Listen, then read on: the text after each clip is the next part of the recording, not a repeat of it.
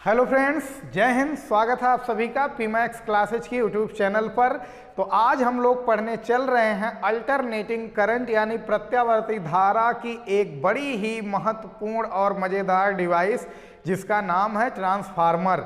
तो आज हम लोग पढ़ेंगे ट्रांसफार्मर का सिद्धांत, पढ़ेंगे वर्किंग, पढ़ेंगे रचना, पढ़ेंगे ट्रांसफार्मर में ऊर्जा की हानि कैसे होती है, परिणमन अनुपात क्या है, ट्रांसफार्मर की दक्षता क्या है, क्या ट्रांसफार्मर विद्युत का उत्पादक है या नहीं है।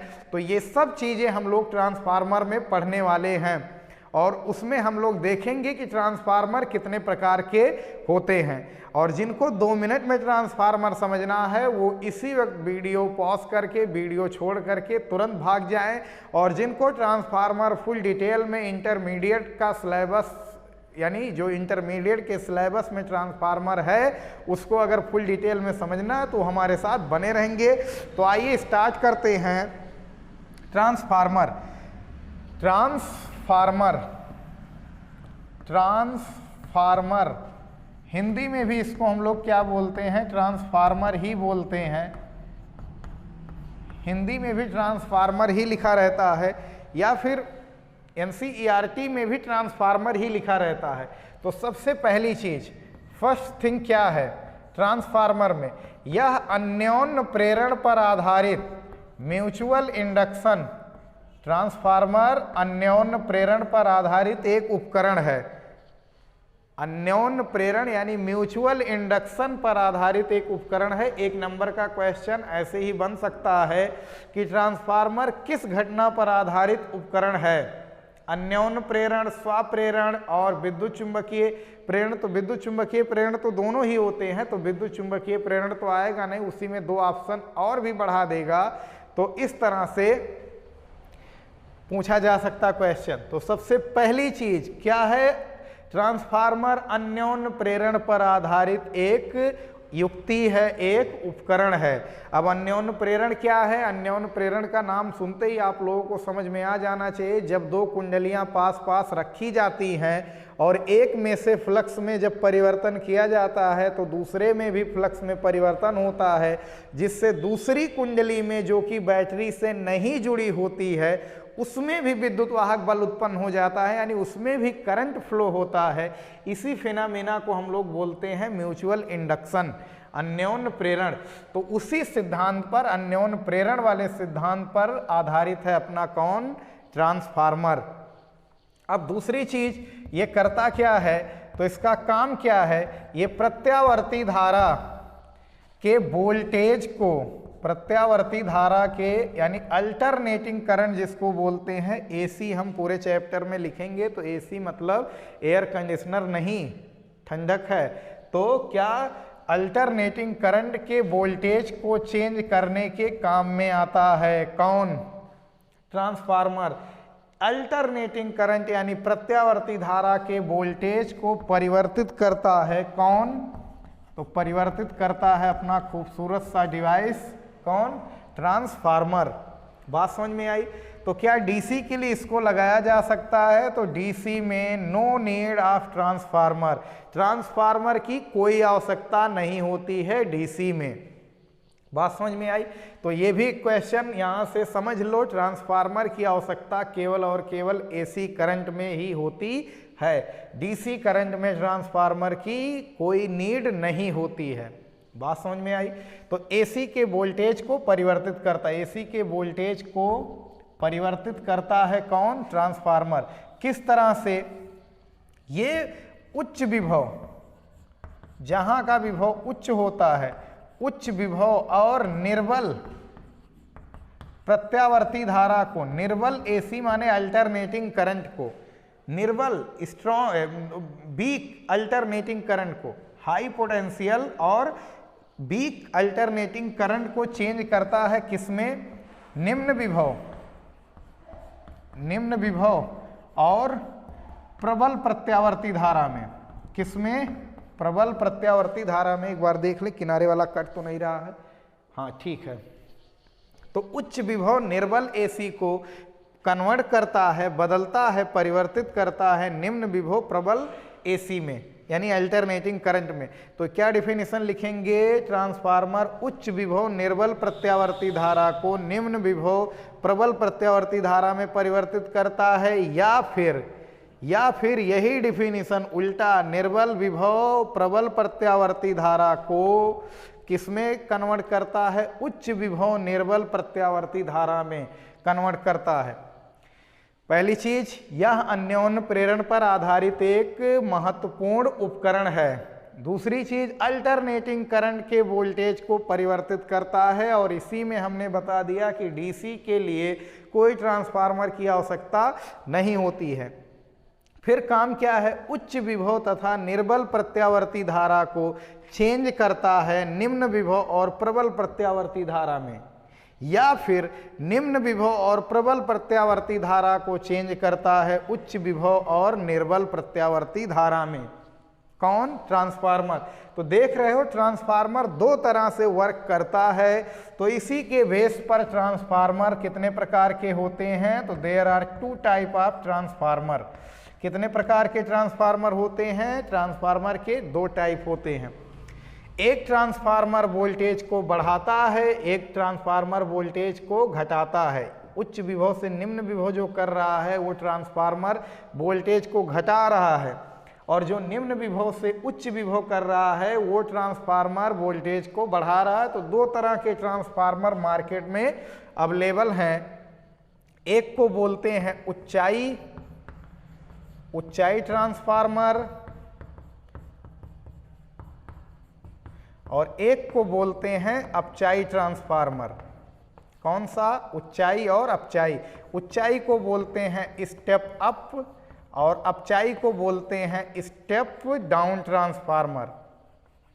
तो कितने तरह के ट्रांसफार्मर होते हैं, तो ट्रांसफार्मर 2 प्रकार के होते हैं। कौन कौन से, उच्चाई ट्रांसफार्मर और क्या, अपचाई ट्रांसफार्मर। स्टेप अप ट्रांसफार्मर और क्या, स्टेप डाउन ट्रांसफार्मर। बात समझ में आई। तो 2 तरह के अपने ट्रांसफार्मर है। स्टेप अप नाम से ही पता चल रहा, अप मीन्स क्या करेगा, वोल्टेज बढ़ाएगा, यानी निम्न विभव को उच्च विभव में परिवर्तित करेगा, उच्चाई उच्च करेगा। बात समझ में आई। अपचाई स्टेप डाउन का मतलब ये क्या करेगा, हाई पोटेंशियल को लो पोटेंशियल में, उच्च विभव को निम्न विभव में परिवर्तित करेगा अपना अपचाई, और निम्न विभव को उच्च विभव में परिवर्तित करेगा अपना उच्चाई ट्रांसफार्मर। तो ये पता चल गया कि ट्रांसफार्मर 2 प्रकार के होते हैं। यानी कितने प्रकार के होते हैं, तो 2 प्रकार के होते हैं। उच्चाई का काम क्या है, अपचाई का काम क्या है, ये भी आप लोगों को समझ में आ गया होगा। तो इसको वीडियो पॉज करके नोट कर सकते हैं या स्क्रीनशॉट ले सकते हैं, आराम से नोट करें, ठीक है। तो इसको मिटा रहे हैं।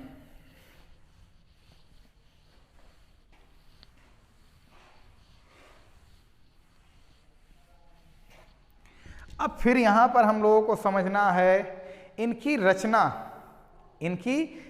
तो दोनों ट्रांसफार्मर, चाहे उच्चाई हो चाहे अपचाई हो, दोनों ट्रांसफार्मर की रचना में कोई अंतर नहीं है। बस केवल और केवल कुंडली में फेरों की संख्या में अंतर होता है। दोनों की रचना सेम हूबहू होती है, बस केवल कुंडली में फेरों की संख्या का अंतर कर दिया जाता है। तो दोनों ट्रांसफार्मर अलग अलग टाइप के हो जाते हैं। अब समझना है रचना, इसका कंस्ट्रक्शन क्या है, रचना क्या है, और रचना के बेस पर भी हम लोगों को पता चलेगा कि उच्चाई क्यों वोल्टेज बढ़ाता है और अपचाई क्यों वोल्टेज घटाता है। तो अभी हमें पता चलेगा। अच्छा, एक चीज और, रचना को पढ़ने से पहले हम लोग एक बात निपटा लेते हैं। कैसे, जहां पावर स्टेशन होता है तो पावर स्टेशन पर क्यों ये उपयोगी है, क्यों इसकी जरूरत पड़ती है। तो अगर हमें लंबे दूरियों तक, लंबे स्थानों तक कोई करंट भेजना है तो उसको हम भेज सकते हैं केवल और केवल किसके द्वारा, ट्रांसफार्मर के द्वारा। और कौन सा करंट भेज सकते हैं, तो एसी करंट हम लंबी लंबी दूरियों तक भेज सकते हैं। डीसी करंट को बहुत ज़्यादा दूरी तक हम भेज नहीं सकते हैं, ठीक है। एसी करंट को हम लंबी दूरी तक भेज सकते हैं। तो अब क्या होता है, जो पावर स्टेशन होते हैं अपने, पावर स्टेशन पर जो बिजली बनती है, ठीक है, जल को रोका गया होता है बांध बना बनाकर, और जल गिरता है टरबाइन पर, टरबाइन घूमती है। तो यहाँ हम बिजली बनाने की विधि को नहीं समझेंगे, तो इस तरह से बिजली कैसे बनती है वो नहीं समझेंगे। इस तरह बिजली बनती है, जल द्वारा बिजली बनती है। अब कैसे बनती है उसके लिए हम लोग अलग सेपरेट वीडियो बनाएंगे, ठीक है, उसको हम लोग अलग से पढ़ेंगे। तो पावर स्टेशन पर जो बिजली बनती है वो लो वोल्टेज पर बनती है, यानी 220 वोल्ट पर बनती है, और हाई करंट होता है। लो वोल्टेज और high current, high alternating current होता है, स्ट्रॉन्ग अल्टरनेटिंग करंट होता है वहाँ पर।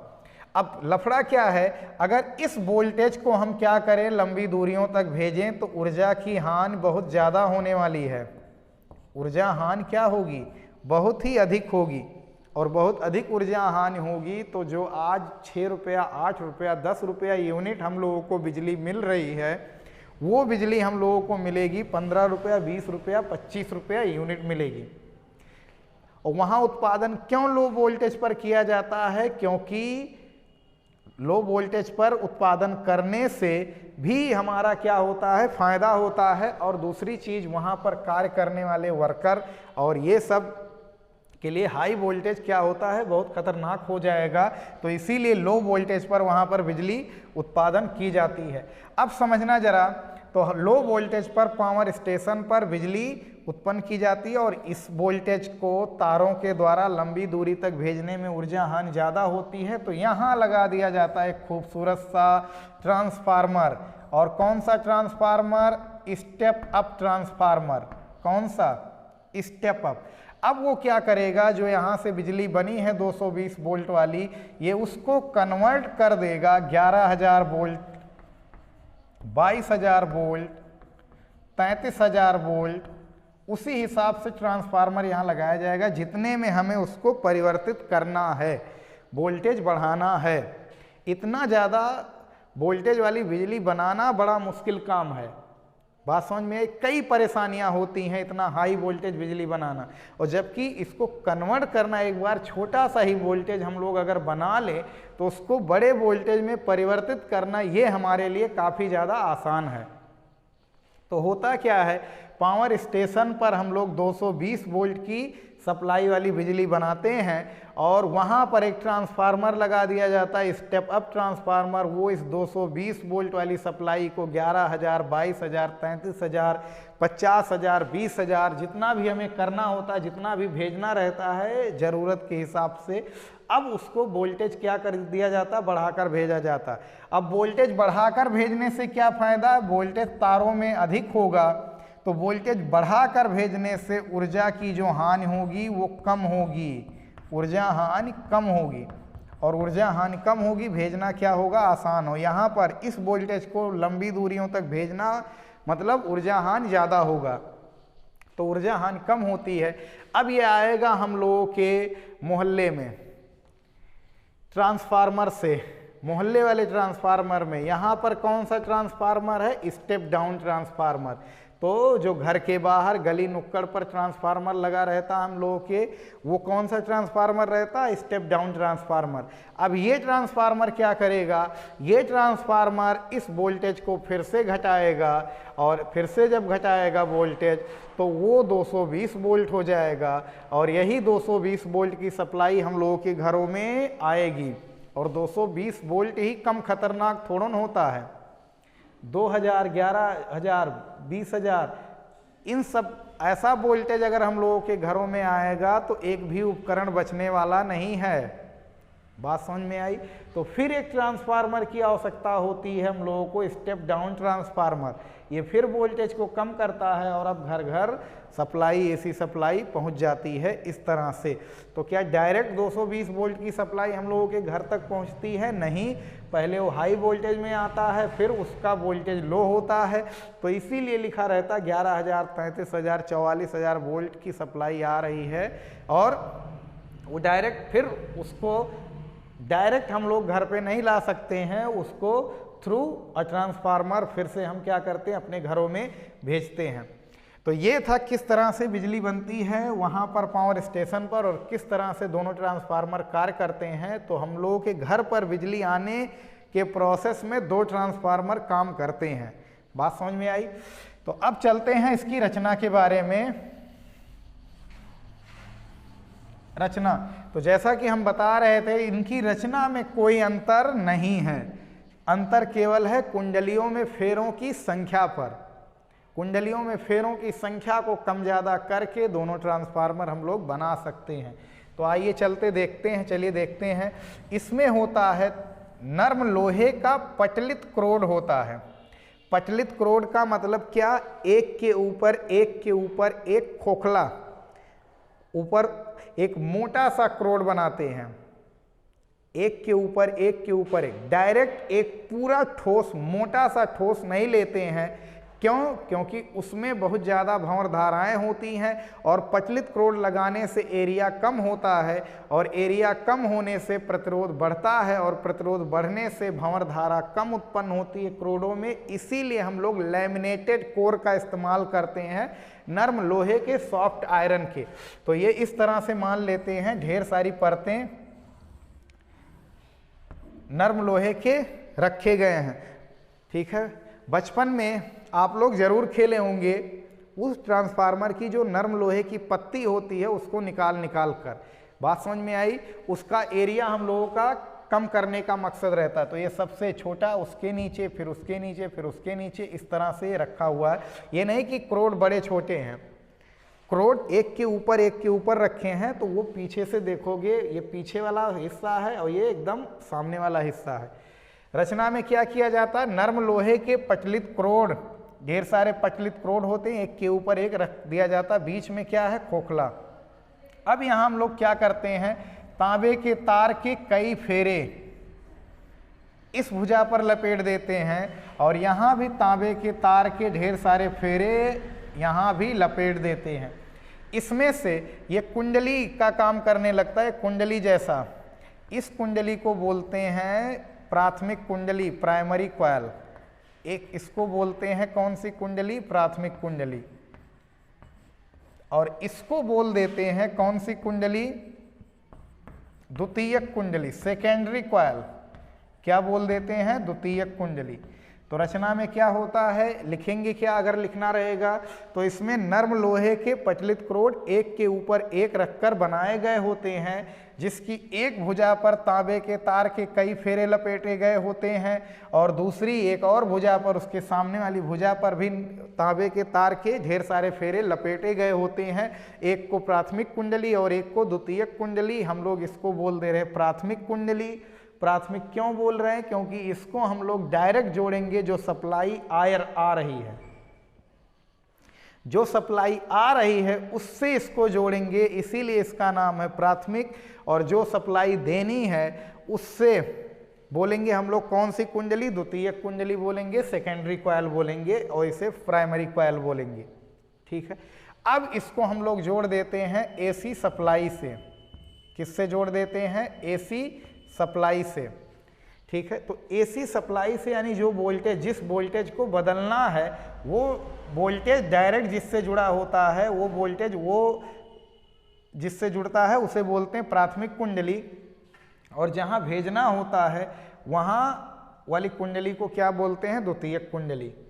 इसमें फेरों की संख्या मान लेते हैं NP है और इसमें फेरों की संख्या मान लेते हैं कितना है? NS है। तो यही चीज़ हम बता रहे थे, दोनों की रचना में, दोनों ट्रांसफार्मरों की रचना में क्या अंतर होता है? बस केवल NP और NS का, यानी फेरों की संख्या का अंतर होता है और कुछ अंतर नहीं होता है। ये ढेर सारी नर्म लोहे की पटलित क्रोडें हैं। तो ये हो जाएगा रचना। एक को कहते हैं प्राथमिक कुंडली, एक को बोलते हैं क्या? द्वितीयक कुंडली बोलते हैं। ये अपनी हो गई एसी सोर्स। अब इसी में एक चीज़ और भी समझ लेते हैं, इसको बोलते हैं निवेशी इनपुट, निवेशी प्रत्यावर्ती वोल्टेज, निवेशी प्रत्यावर्ती अल्टरनेटिंग करंट वोल्टेज। यहाँ पर जो वोल्टेज हम लगाते हैं और इसको बोलते हैं, यानी इसको बोलते हैं इनपुट और इधर वाले को बोल देते हैं हम लोग क्या? आउटपुट। आउटपुट माने निर्गम, निर्गम माने जो हमें रिजल्ट मिलेगा। निर्गम, कम भी मिल सकता है और क्या ज़्यादा। तो निर्गम प्रत्यावर्ती वोल्टेज और उधर क्या होता है निवेशी प्रत्यावर्ती वोल्टेज। तो रचना में इतना ही रहने वाला है। 1 मिनट हम देख लें बन रहा है या नहीं। हाँ सही बन रहा है, तो दिख भी रहा है सब, क्योंकि पिछली बार 25 मिनट का हम बनाए थे वीडियो और वो कट गया था, आवाज़ भी कट गई थी, तो इसीलिए देखना जरूरी रहता है थोड़े थोड़े देर पर। तो ये था रचना, निवेशी और क्या निर्गम। रचना में बस यही चित्र बना देना है, ये प्राथमिक कुंडली और ये द्वितीयक कुंडली। फेरों की संख्या अगर कम ज़्यादा होगी तभी हम उच्चाई और अपचाई ट्रांसफार्मर बना सकते हैं। दोनों तरफ फेरे बराबर कर देंगे, कोई फायदा नहीं होने वाला है। ट्रांसफार्मर का काम ही है ट्रांसफॉर्म करना, बदलना, परिवर्तित करना। अगर इधर भी फेरे इधर भी फेरे बराबर रहेंगे तो कोई फायदा नहीं होने वाला है। तो अब इसको हम लोग मिटा रहे हैं, इसको छोटा सा लिख दे रहे हैं इनपुट। ये है प्राइमरी कॉइल, इसके लिए NP लिखेंगे और NS लिखेंगे। तो इधर क्या है, इधर है NP और इधर इसमें फेरे कितने हैं NS। दिस इज आउटपुट और दिस इज इनपुट। यहीं पर क्या है इनपुट। अब यहाँ पर होगा क्या, कार्यविधि क्या है, वर्किंग क्या है, क्रियाविधि, कार्यविधि नहीं क्रियाविधि समझेंगे हम लोग, वर्किंग समझेंगे या कार्यविधि जो भी लिखना चाहो। क्रियाविधि इसकी वर्किंग क्या है। तो ये विद्युत चुंबकीय प्रेरण सिद्धांत पर आधारित इसकी वर्किंग है, विद्युत चुंबकीय प्रेरण सिद्धांत पर। अब हमको पता है जैसा कि जो अल्टरनेटिंग करंट आता है उसका परिमाण बदलता रहता है, आई क्या होता रहता है, बदलता रहता है। और हम बायोसेवर्ट के नियम से पढ़ चुके हैं, जो बी अनुक्रमानुपाती होता है वो क्या होता है आई, बी अनुक्रमानुपाती आई। अब अगर आई बदलेगा तो बी बदलेगा और flux phi B is equal to होता है बी इंटू ए, यानी फ्लक्स निर्भर करता है बी पर। और अगर बी बदलेगा तो मीन्स फाई बी बदलेगा, और अगर फाई बी बदलेगा तो फ्लक्स क्या होगा, फ्लक्स परिवर्तन की दर हमें देखने को मिलेगी, फ्लक्स परिवर्तन होगा। अगर फाई बी बदल रहा है तो जाहिर सी बात है फ्लक्स में क्या होगा, परिवर्तन। यहाँ आप डी लगा सकते हैं, डेल्टा भी लगा सकते हैं। बात समझ में आई। तो यहाँ पर फ्लक्स में क्या होने वाला, परिवर्तन। अगर धारा में परिवर्तन होगा तो फ्लक्स में परिवर्तन होगा। अब एक चीज जरा समझ सकते हैं, यानी जब हम प्रत्यावर्ती वोल्टेज प्राथमिक कुंडली के सिरों पर लगाते हैं तो प्रत्यावर्ती धारा जो होती है वो निरंतर बदलती रहती है, जिसके कारण हमें फ्लक्स परिवर्तन देखने को मिलता है प्राथमिक कुंडली में। और प्राथमिक कुंडली में फ्लक्स परिवर्तन होने के नाते यहाँ पर विद्युत वाहक बल उत्पन्न हो जाता है। और कितना विद्युत वाहक बल उत्पन्न होता है प्राइमरी कॉइल में, EP is equal to minus NP into D phi V by कितना DT, इक्वेशन नंबर फर्स्ट मान लो। इतना विद्युत वाहक बल उत्पन्न होता है। यही तो है विद्युत चुंबकीय प्रेरण नियम, फैराडे का प्रथम नियम, first law of Faraday, electromagnetic induction. चूंकि अल्टरनेटिंग करंट लगातार बदल रहा है तो अल्टरनेटिंग करंट बदलने के कारण V बदल रहा है, V बदलने के कारण फाई V बदल रहा है, और फाई V बदलने के कारण फ्लक्स में परिवर्तन हो रहा है। और फ्लक्स में जब भी परिवर्तन होता है तो कुंडली में विद्युत वाहक बल उत्पन्न हो जाता है। और कितना विद्युत वाहक बल उत्पन्न हुआ उसका परिमाण अगर हमें निकालना है तो कितना होगा, NP into D phi V by DT बराबर ये हो गया प्राथमिक कुंडली में, प्राइमरी कॉइल में इतना विद्युत वाहक बल उत्पन्न होगा। अब यहीं पर समझेंगे, जो फ्लक्स में परिवर्तन यहां होगा, 4 बल रेखाएं शुरुआत में निकलेंगी तो वो इस कोर में से होते हुए, क्रोड में से होते हुए 4 बल रेखाएं इसमें से भी होकर गुजरेंगी। अगर ये आदर्श ट्रांसफार्मर है तो ये मान ले कि लीकेज नहीं हो रहा है, फ्लक्स का कोई क्षरण नहीं हो रहा है, सारी की सारी जितने फ्लक्स रेखाएं यहाँ पर उत्पन्न हो रही हैं वो सारी की सारी इस क्रोड में से होती हुई कहाँ जा रही हैं, इसमें से होकर गुजर रही हैं। तो एक आदर्श कंडीशन को लेकर हम लोग चल रहे हैं कि एक बढ़िया ट्रांसफार्मर की क्वालिटी को लेकर हम लोग चल रहे हैं। एक बढ़िया ट्रांसफार्मर किस तरह से कार्य करेगा कि जितनी बल रेखाएं इधर उत्पन्न होंगी, जितनी बल रेखाएं इधर चेंज होंगी, उतनी बल रेखाएं इधर भी चेंज होंगी। यानी क्या चीज समान रहना है प्राथमिक कुंडली में, सेकेंडरी कॉइल में और प्राइमरी कॉइल में? तो फ्लक्स परिवर्तन की दर जो यहां होगी वही फ्लक्स परिवर्तन की दर यहां होगी। क्यों? क्योंकि जितना फ्लक्स यहां बनेगा वही फ्लक्स इसमें से भी होकर गुजरेगा। जितनी फ्लक्स रेखाएं यहां चेंज होंगी उतना फ्लक्स रेखा यहां भी चेंज होगा। मान लो शुरुआत में 10 बल रेखाएं निकली तो 10 निकल के इसमें से भी आएंगी। अगर आदर्श ट्रांसफार्मर है, बढ़िया ट्रांसफार्मर है, तो 6 बल रेखाएं यहां से निकली तो 6 बल रेखाएं इसमें से भी होकर निकलेंगी क्रोड से होते हुए। 8 बल रेखाएं इसमें से निकली तो 8 बल रेखाएं इसमें से भी निकलेंगी। यानी जो फ्लक्स परिवर्तन यहां हो रहा है वही फ्लक्स परिवर्तन हमें सेकेंडरी कॉइल में भी देखने को मिलेगा। लेकिन क्या विद्युत वाहक बल? इसकी गारंटी नहीं है। विद्युत वाहक बल जो प्राथमिक कुंडली में उत्पन्न होगा वो द्वितीयक कुंडली में उत्पन्न हो, ये मायने नहीं है। कब होगा विद्युत वाहक बल भी बराबर? जब इसमें फेरों की संख्या और इसमें फेरों की संख्या बराबर हो जाए। तो अगर बराबर करेंगे फेरों की संख्या तो ट्रांसफार्मर बनाने का क्या मतलब है? बात समझ में आई? तो इसीलिए अब अगर हम क्या चीज समान रहने वाला है, सुन लेना, समझ लेना ढंग से। प्राथमिक कुंडली में जितना फ्लक्स परिवर्तन होए वही द्वितीयक कुंडली में भी फ्लक्स परिवर्तन होगा आदर्श कंडीशन में। अगर फ्लक्स का कोई लीकेज नहीं है, फ्लक्स का कोई क्षरण नहीं है, तो जितना फ्लक्स चेंज यहाँ होगा वही इस क्रोड से होते हुए इसमें से भी होकर गुजरेंगी, वही फ्लक्स चेंज यहाँ भी होगा। लेकिन ऐसा तो है नहीं कि एकदम आदर्श कंडीशन में 2-4 फ्लक्स रेखाएं या कुछ फ्लक्स का लीकेज ना हो। होता है कुछ ना कुछ, समझ रहे हो ना? यानी 100% कोई भी ट्रांसफार्मर दक्ष नहीं होता। अभी हम लोग दक्षता में समझेंगे। कुछ ना कुछ फ्लक्स हानि होती है। तो इस फ्लक्स हानि से बचने के लिए इसकी रचना और भी एक तरह से बनाई जाती है। इसको थोड़ा सा इमेजिन करना हम बता रहे हैं। प्राथमिक कुंडली नीचे होती है और उसके ऊपर द्वितीयक कुंडली और बड़े बड़े उसके वृत्त यानी त्रिज्याएं उसकी क्या होती हैं? बड़ी।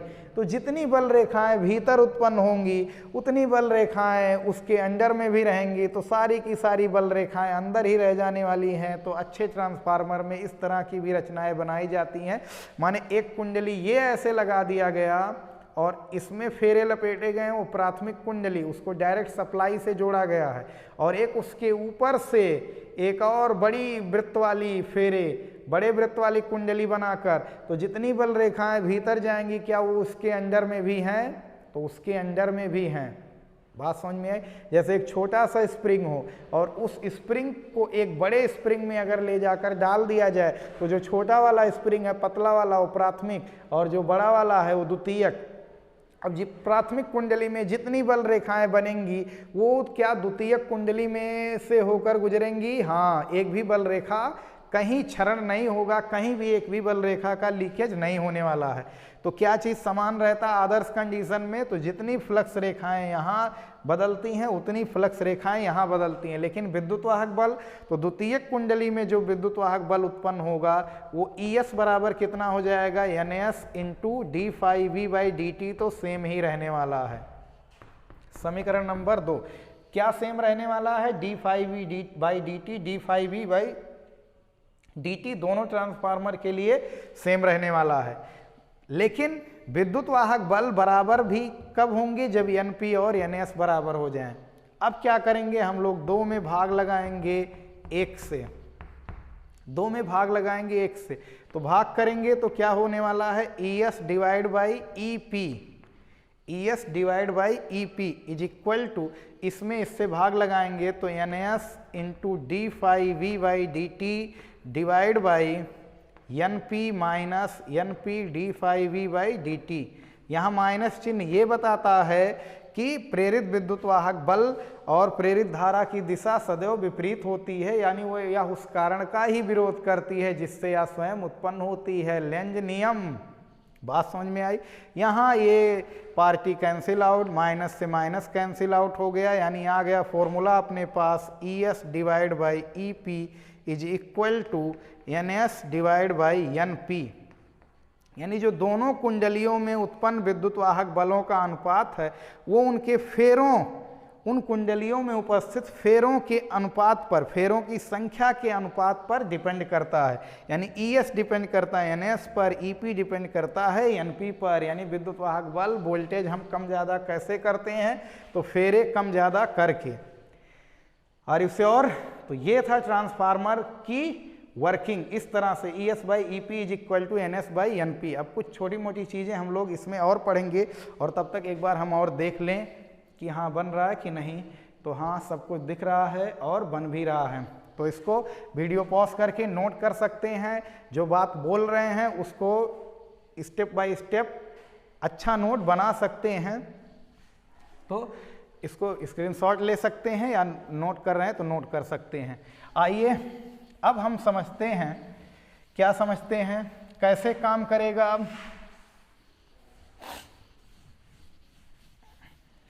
यानी अपने पास फॉर्मूला आ चुका है ES divide by EP is equal to NS divide by NP, और NS बाई NP को हम लोग बोलते हैं R, ट्रांसफॉर्मेशन रेशियो, परिणमन अनुपात बोलते हैं। R को क्या बोलते हैं? परिणमन अनुपात, ट्रांसफॉर्मेशन रेशियो बोलते हैं, ट्रांसफॉर्मेशन रेशियो। अब जैसा कि अगर हमें क्या करना है, ये है रचना, यहाँ पर सेकेंडरी कॉइल, यहाँ पर प्राइमरी कॉइल। अगर NS क्या हो, केस 1 बनेगा, क्या केस 1। अगर NS ज़्यादा हो NP से, अगर NS ज़्यादा हो NP से माने द्वितीयक कुंडली में फेरे अधिक हों, प्राथमिक कुंडली में फेरे कम हों, तब जरा समझना फॉर्मूले से NP को अगर हम भेज दें नीचे तो NS divide by NP is greater than 1, और NS बाई NP को यानी परिणमन अनुपात 1 से अधिक है। It means R is greater than 1, परिणमन अनुपात 1 से अधिक है। NS बाई NP यानी ES बाई EP क्या है, 1 से अधिक, यानी ES इज ग्रेटर देन क्या होगा, EP होगा। यानी अगर यहाँ फेरे अधिक हैं, यहाँ फेरे कम हैं, तो द्वितीयक कुंडली में विद्युत वाहक बल ज़्यादा होगा, यानी ये लो वोल्टेज को हाई वोल्टेज में बदल देगा। और अगर परिणमन अनुपात 1 से अधिक है, इधर फेरों की संख्या अधिक है, इधर फेरे की संख्या कम है, तो ये कौन सा ट्रांसफार्मर है, स्टेप अप। कौन सा transformer, step up transformer. Case 2 क्या बनेगा, अगर हमें क्या करना है, हमें स्टेप डाउन ट्रांसफार्मर बनाना है, तो उसमें हम क्या कर देंगे, NP is greater than NS, यानी प्राइमरी कॉइल में फेरों की संख्या अधिक कर दो और सेकेंडरी कॉइल में फेरों की संख्या कम कर दो। अब NP को भेज देंगे नीचे, तो 1 is greater than NS divide by NP, इधर पक्षांतर कर दिए। NS बाई NP को बोलते हैं R। इट मीन्स अगर इसको उल्टा लिखें तो अभी भी R की तरफ मुंह बंद है। ये R इज लेस देन 1, परिणमन अनुपात 1 से क्या आ गया, कम, और R ही बराबर होता है ES बाई EP के। तो यहाँ से क्या होने वाला है भैया, ES is less than EP, यानी क्या, जो अब की बार सेकेंडरी कॉइल का विद्युत वाहक बल है वो प्राइमरी कॉइल के विद्युत वाहक बल से कम होगा। यानी ये बन गया स्टेप डाउन ट्रांसफार्मर। क्या बन गया, स्टेप डाउन। कैसे, अगर NP बढ़ा दोगे, NS से ज़्यादा कर दोगे, तो EP बढ़ जाएगा, ES कम हो जाएगा, मीन्स बन जाएगा स्टेप डाउन, बस। और अगर NS ज़्यादा कर दोगे, NP कम कर दोगे, तो ES ज़्यादा हो जाएगा, NP कम हो जाएगा, बस बन जाएगा स्टेप अप ट्रांसफार्मर। बात समझ में आई? तो इस तरह से, तो किस ट्रांसफार्मर के लिए क्वेश्चन पूछता है, परिणमन अनुपात 1 से अधिक होता है, तो परिणमन अनुपात होता है ऊंचाई के लिए 1 से अधिक, अपचाई के लिए परिणमन अनुपात होता है 1 से कम होता है। ऊंचाई के लिए 1 से अधिक, अपचाई के लिए 1 से कम। इसीलिए यहाँ देख रहे हो, ज़्यादा वोल्टेज आएगा मिलेगा कम, कम वोल्टेज आएगा मिलेगा ज़्यादा। तो ये वोल्टेज बढ़ा रहा, ये वोल्टेज घटा रहा, और फेरों की संख्या से ही लेना देना है।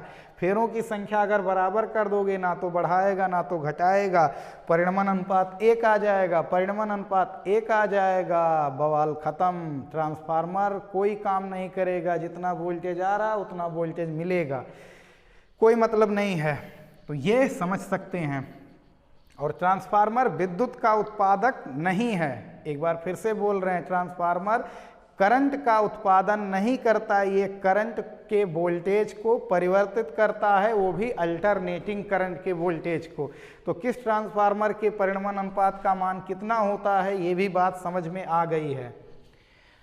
अब इसको मिटा रहे हैं, आप लोग नोट कर सकते थे वीडियो पॉज करके।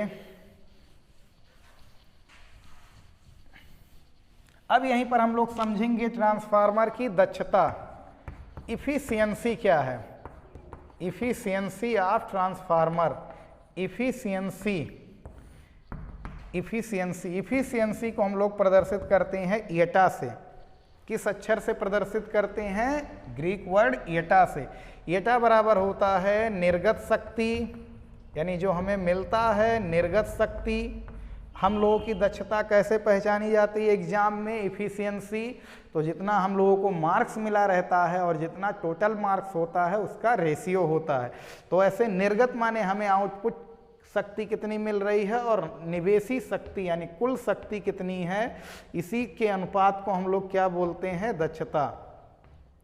यानी निर्गत शक्ति और निवेशी शक्ति के अनुपात को ट्रांसफार्मर की क्या बोलते हैं? दक्षता। और निर्गत शक्ति को हम लोग लिख सकते हैं ES इंटू IS। VI पढ़े हो तो V ना लिखकर ES कर दो, या VS गुणे IS भी कर सकते हो, VS गुणे IS बटे यहाँ पर क्या हो जाने वाला? निवेशी कितना? EP into IP। और यहाँ पर क्या हो जाने वाला है? VP into IP। तो इसी अनुपात को हम लोग क्या बोलते हैं? दक्षता। ट्रांसफार्मर की दक्षता कहते हैं।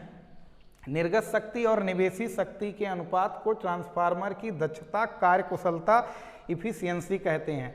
और कोई भी ट्रांसफार्मर, ठीक है, 100% दक्ष नहीं होता है, यानी हर ट्रांसफार्मर की दक्षता 100% से कम होती है।